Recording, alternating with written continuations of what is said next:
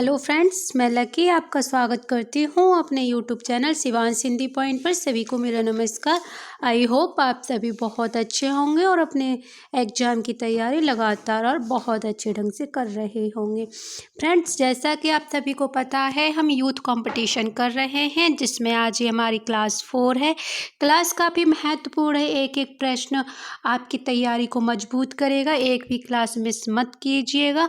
कल हमने प्रश्न किए थे 52, जिसमें 52 प्रश्न था जिसकी व्याख्या हमने नहीं की थी, उसकी आज हम व्याख्या करेंगे। 52 प्रश्न था शिव सिंह सरोज का रचना काल है, तो ये ऑप्शन थे 1833, 1883, 1830, 1836 और 1810। तो उसकी व्याख्या आप करते हैं। शिव सिंह सेंगर ने शिव सिंह सरोज नाम से हिंदी भाषा का दूसरा महत्वपूर्ण इतिहास ग्रंथ लिखा। इसका रचना काल 1883 है। शिव सिंह सरोज में सशस्त्र 838 कवि भाषा कवियों का जीवन चरित्र तथा उनकी कविताओं का उदाहरण दिया है। तो फ्रेंड्स, ये ध्यान रखिएगा। शिव सिंह सरोज का रचना काल क्या है? 1883। मैं बताती हूँ, जो कल ऑप्शन था वो उसमें रॉन्ग मिस प्रिंट था, उसमें 1833 दे रखा है, लेकिन राइट आंसर 1883 है, क्योंकि ये प्रश्न आयोग ने गलत माना था और सभी को कॉमन नंबर दिया था। फ्रेंड्स, अगर चैनल पर नए हो तो चैनल को सब्सक्राइब जरूर कीजिएगा, क्योंकि ये सीरीज कंटिन्यू चलेगी और लगातार चलेगी, क्योंकि ये प्रत्येक एग्जाम के लिए महत्वपूर्ण है, चाहे वो DSSP हो, चाहे TGT हो, PGT हो, NVS हो, LT ग्रेड हो, सभी के लिए समान रूप से महत्वपूर्ण सीरीज है। तो इसीलिए लगातार देखिए। प्रश्न 53 है, निम्नलिखित में से किस रचनाकार ने अपना लेखन गद्य तक सीमित रखा? A Ramvilas Sharma, B Ramchandra Shukla, C Premchand और D नगेंद्र। तो फ्रेंड्स, ये थे प्रेमचंद। व्याख्या करते मुंशी प्रेमचंद ने अपना लेखक गद्य तक सीमित रखा, जबकि रामविलास शर्मा, रामचंद्र शुक्ल और डॉक्टर नगेंद्र ने गद्य पद्य दोनों विधाओं में कार्य किए। प्रश्न है 54। अपभ्रंश को पुरानी हिंदी सर्वप्रथम किसने कहा? A George Grierson, B Chandradhar Sharma Guleri, C Ramchandra Shukla, D Rahul Sankrityayan. तो फ्रेंड्स, ये थे चंद्रधर शर्मा गुलेरी और इनकी व्याख्या जरूर करेंगे। अपभ्रंश को पुरानी हिंदी सर्वप्रथम चंद्रधर शर्मा गुलेरी ने कहा है। गुलेरी जी की प्रसिद्धि का कारण उनकी कहानी उसने कहा था। किसकी कहानी है? चंद्रधर शर्मा गुलेरी की। इसे एक औपन्यासिक कहानी माना जाता है। कछुआ धर्म एवं मारिस मोय कुठाव इनके निबंध हैं। तो चंद्रधर शर्मा गुलेरी के निबंध कौन कौन सी? कछुआ धर्म और मारिस मोय कुठाव क्या है? निबंध है। और किसके हैं? चंद्रधर शर्मा गुलेरी के। फ्रेंड्स, ये यूथ कंपटीशन करने से सबसे अच्छा फायदा क्या है? सबसे अच्छा फायदा कि हम करेंगे तो एक प्रश्न, लेकिन हमारे 4 से 5 प्रश्न उसी में तैयार हो जाएंगे। आसपास के जितने भी प्रश्न बन सकते हैं, हम जैसे चंद्रधर शर्मा गुलेरी से प्रश्न बन सकता था, तो उसने कहा था कहानी किसकी है? तो चंद्रधर शर्मा गुलेरी की। कछुआ धर्म किसका निबंध है? चंद्रधर शर्मा गुलेरी का।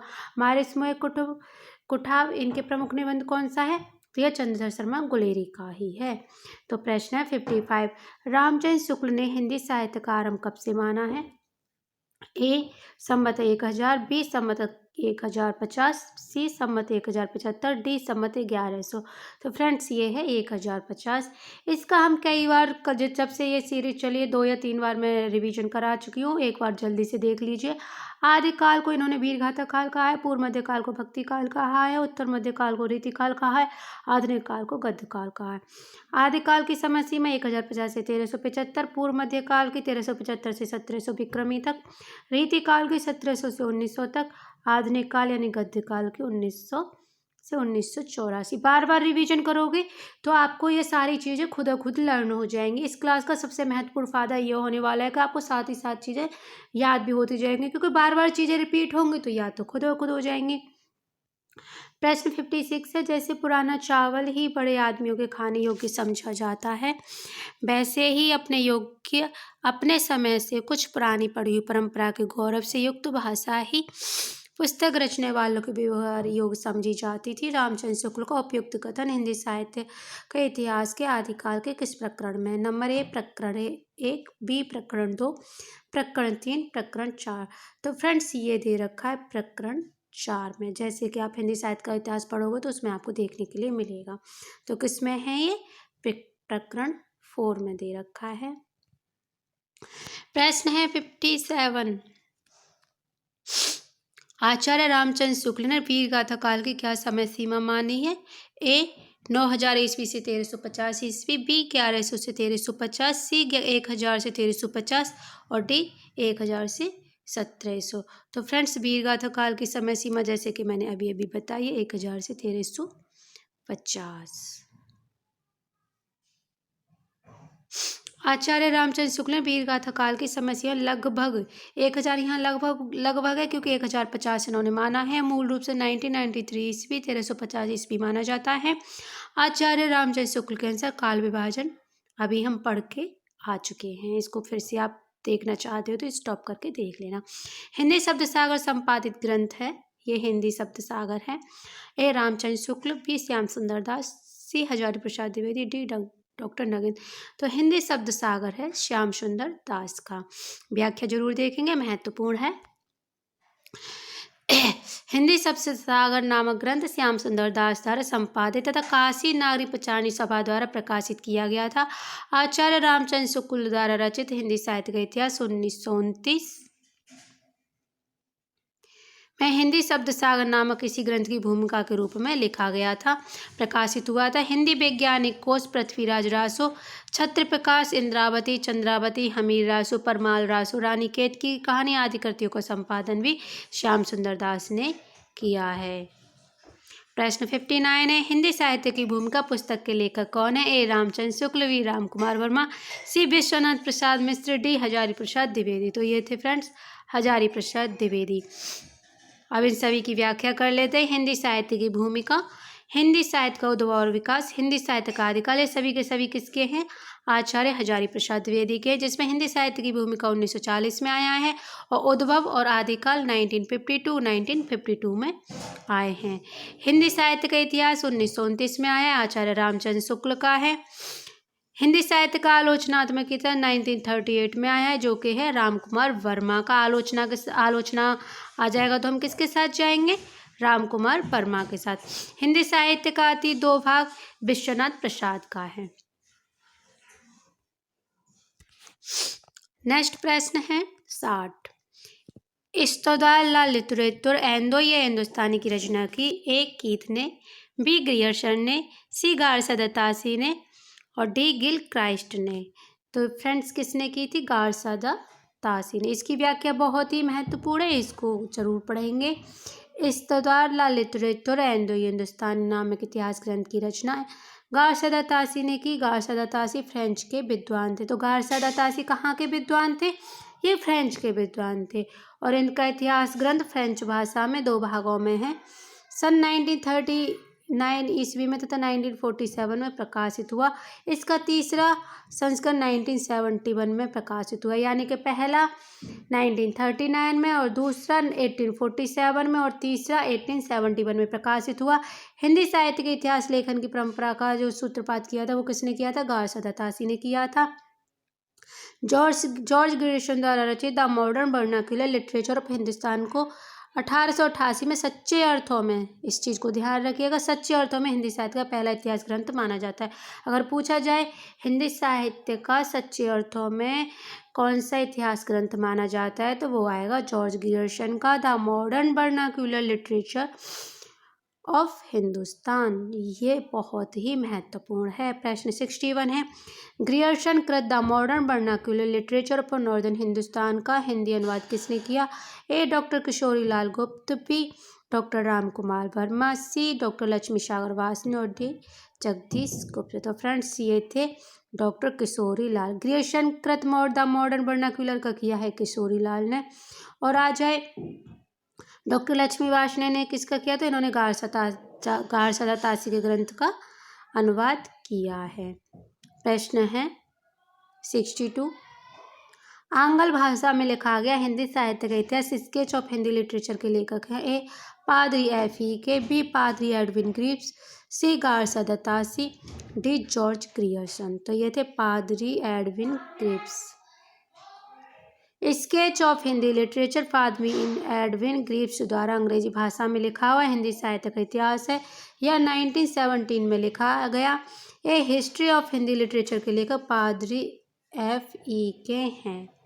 प्रश्न 63 है, साहित्य जनता की चित्तवृत्ति का संचित प्रतिबिंब है। यह पंक्ति के लेखक हैं ए महावीर प्रसाद द्विवेदी, बी गुलाब राय, सी रामचंद्र शुक्ल और डी प्रेमचंद। तो फ्रेंड्स ये बहुत ही पॉपुलर लाइन है, ये हैं रामचंद्र शुक्ल की, जो बार बार एग्जाम में आती हैं। ये आप यहाँ देख ही रहे हो कितने एग्जाम में आ चुके हैं जाके, जबकि सब दे भी नहीं रखे। अब ये यहाँ हो जाती है बहुत ही महत्वपूर्ण थ्योरी, जिसको हम पढ़ेंगे बहुत ही अच्छे ढंग से। साहित्य जनता की चित्तवृत्ति का संचित प्रतिबिंब है, किसका है? रामचंद्र शुक्ल का। वहीं अगर आ जाए कविता का विषय मनोरंजन एवं उपदेशजनक होना चाहिए, ये किसका है? महावीर प्रसाद द्विवेदी का।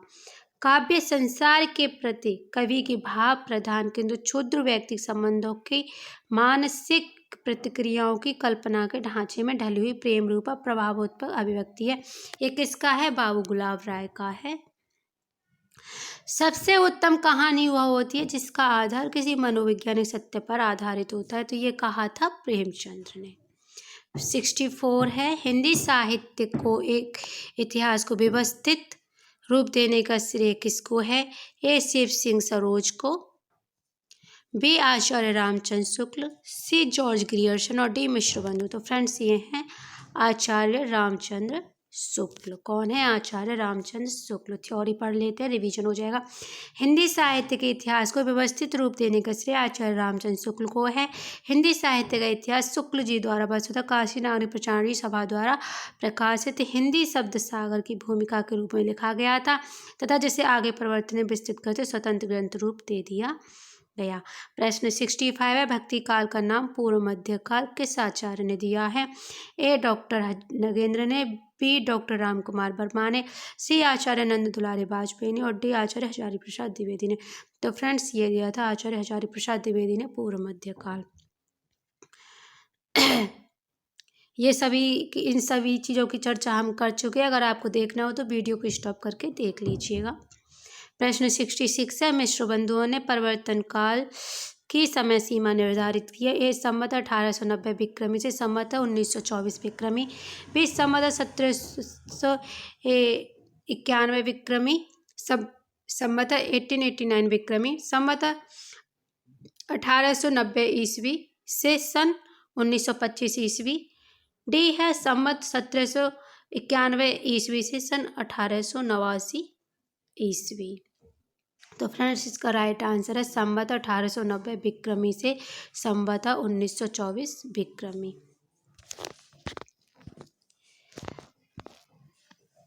यहाँ मिश्र बंधुओं की पूरी डिटेल भी दे रखी है। मिश्र बंधुओं ने हिंदी साहित्य के इतिहास का विधाओं की दृष्टि से मनोवैज्ञानिक विश्लेषण प्रस्तुत किया। उन्होंने विधाओं की दृष्टि से इतिहास के 7 प्रकरण किए हैं। ये भी प्रश्न बन सकता है, उन्होंने अपने इतिहास ग्रंथ के कितने प्रकरण दिए हैं? 7 दिए हैं। किस आधार पर दिए? विधाओं के आधार पर। अब पढ़ते हैं प्रारंभिक काल को। उन्होंने पूर्व प्रारंभिक काल की कहा है और उत्तर प्रारंभिक काल कहा है, जिसकी समय सीमा 1700 से 1343 विक्रमी और उत्तरारंभिक काल की मांगनी है 1344 से 4444 विक्रमी। सेकंड दिया उन्होंने माध्यमिक काल, इसको भी 2 भागों में डिवाइड किया है, पूर्व माध्यमिक काल और प्रौढ़ माध्यमिक काल, जिसमें 1445 से 1560 विक्रमी है और प्रौढ़ मध्यकाल की है 1561 से 1680। थर्ड दिया इन्होंने अलंकृत काल, जिसमें पूर्व अलंकृत काल को दिया इन्होंने 1681 से 1790 विक्रमी। उत्तर अलंकृत काल को कहा समय दिया है इन्होंने 1781 से 1889 तक दिया है। उसके बाद परिवर्तन काल है 1890 से 1924 विक्रमी। वर्तमान काल की दिया है इन्होंने 1926 विक्रमी से अब तक दिया। यह विभाजन असंगत है क्योंकि इसमें हिंदी को पीछे ले जाकर अपभ्रंश काल को समाविष्ट कर दिया है। कालों के नामकरण का एक जैसी पद्धति पर नहीं है। इन कालों की संख्या भी अधिक है जो वैज्ञानिक नहीं है। तो फ्रेंड्स इनको एक बार जरूर देख लीजिएगा, प्रश्न कहीं से भी आ सकता है। वैसे रामचंद्र शुक्ल का काल विभाजन वो याद करना है जरूर ही, क्योंकि वहाँ से प्रश्न निकलते हैं। प्रश्न 67 है, हिंदी गोविंद रत्नमाला के लेखक हैं ए महावीर प्रसाद द्विवेदी, सी रामचंद्र शुक्ल, बी श्याम सुंदर दास और डी भारतेंदु हरिश्चंद्र। तो हिंदी गोविंद रत्नमाला है श्याम सुंदर दास की। किसकी है? श्याम सुंदर दास की। इसकी थ्योरी जरूर देखेंगे, महत्वपूर्ण है। बाबू श्याम सुंदर दास द्विवेदी युग के प्रतिनिधि कवि हैं। कैसे कवि हैं? प्रतिनिधि कवि हैं। प्रतिनिधि लेखक एवं आलोचक हैं। उन्होंने हिंदी साहित्य इतिहास से लेकर नाटक साहित्य पर अपनी आलोचनाएं लिखी। हिंदी गोविंद रत्नमाला उनके काव्यों का संग्रह है। क्या है? कवियों का संग्रह है। तथा रूपक रहस्य नाटक साहित्य पर लिखी गई आलोचना है। उनकी अन्य रचना गद्य कुसुमावली भी है। महावीर प्रसाद द्विवेदी की रचनाएं हैं। यहाँ से स्टार्ट हुई कवि और कविता, उपन्यास, रहस्य, भाषा और व्याकरण। भारतेंदु की रचनाएं तदीय सर्वस्व, मणिकर्णिका, बारसा, दर्पण। अभी हमने यहाँ से किस किस की पढ़ ली? श्याम सुंदर दास की पढ़ ली, हिंदी गोविंद रत्नमाला जिसमें कवियों का संग्रह है, रूपक रहस्य जो नाट्य साहित्य पर लिखी गई आलोचना है, और एक अन्य रचना उनकी कौन सी है? कुसुमावली। फिर हमने पढ़ा महावीर प्रसाद द्विवेदी को, जिनकी रचना है कवि और कविता, उपन्यास, रहस्य, भाषा और व्याकरण। उसके बाद हमने पढ़ी हैं भारतेंदु हरिश्चंद्र की रचनाएं तदीय सर्वस्व, मणिकर्णिका, बादशाह, दर्पण। प्रश्न 68 है, हिंदी शब्दानुशासन के लेखक हैं ए हेमचंद्र, सी धीरेन्द्र वर्मा, बी कामता प्रसाद गुरु, डी किशोरीलाल वाजपेयी। तो ये है किशोरीलाल वाजपेयी। डाउट बनता है, एक है हेम शब्दानुशासन और एक है हिंदी शब्दानुशासन। तो अगर आ जाए हिंदी शब्दानुशासन के लेकर किशोरीदास वाजपेयी हैं, जबकि कामता प्रसाद गुरु की प्रसिद्ध कृति हिंदी व्याकरण है। कामता प्रसाद की प्रसिद्ध कृति कौन सी है? हिंदी व्याकरण। और हेमचंद की प्रसिद्ध कृति है शब्दानुशासन। अगर हिंदी आ जाएगा साथ में तो वो हो जाएगी किशोरीदास की, लेकिन शब्दानुशासन आ जाएगा या फिर हेम शब्दानुशासन आ जाएगा तो वो कृति हो जाएगी हेमचंद्र की। और धीरेन्द्र वर्मा की कृति है ब्रजभाषा व्याकरण। प्रश्न 69 है, हिंदी का प्रथम व्याकरण लिखने वाले विद्वान हैं ए जेसुआ Ketelaar, B Kishoridas Vajpayee, C George Grierson, D Kamta Prasad गुरु। तो फ्रेंड्स ये थे जेसुआ केटलर। हिंदी का प्रथम व्याकरण किसने लिखा है? जेसुआ केटलर ने। जेसुआ केटलर हिंदी का प्रथम व्याकरण लिखने वाले विद्वान हैं। जेसुआ केटलर का हिंदुस्तानी ग्रामर 1698 को हिंदी का प्रथम व्याकरण माना जाता है। और फ्रेंड्स ये 70वां प्रश्न है, जो कि है आज का लास्ट प्रश्न। बाकी के प्रश्न मैं कल को कराऊंगी, यानी कि ये सीरीज हमारी कंप्लीट चलती रहेगी। प्रत्येक एग्जाम के लिए महत्वपूर्ण, इसीलिए इसको ब्रेक नहीं देंगे।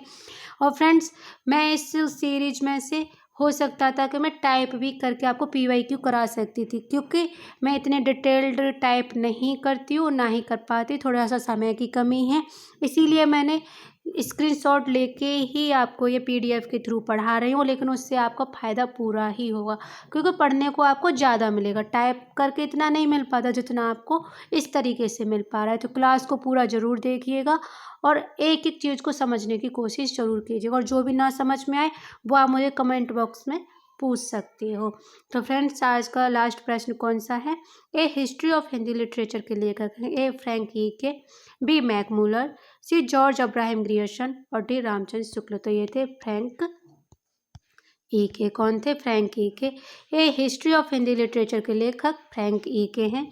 जॉर्ज अब्राहम ग्रियर्सन ने the modern vernacular literature of Hindustan लिखा था। आचार्य रामचंद्र शुक्ल ने हिंदी साहित्य का इतिहास नामक पुस्तक लिखी थी। कल से हम करेंगे 71 से लेकर 100 तक प्रश्नावली करेंगे। तो फ्रेंड्स ये आज की प्रश्नावली कंप्लीट हो चुकी है। हमारे 70 प्रश्न इस प्रश्नावली में कंप्लीट हो चुके हैं, यानी कि अब तक 4 क्लास में हमने 70 प्रश्नों को कंप्लीट किया है। नाम के ही 70 है, ये आप खुद जानते हो कि आपके कितने प्रश्न तैयार हो चुके हैं। तो फ्रेंड्स मिलते हैं कल की क्लास में, तब तक के लिए नमस्कार। अगर आपको क्लास पसंद आई हो तो लाइक ज़रूर कीजिए, शेयर भी कीजिए और चैनल को सब्सक्राइब ज़रूर कीजिए, जिससे आने वाली हर वीडियो का नोटिफिकेशन आपको टाइम पर मिल जाए। वीडियो देखने के लिए धन्यवाद। मिलते हैं कल की क्लास में।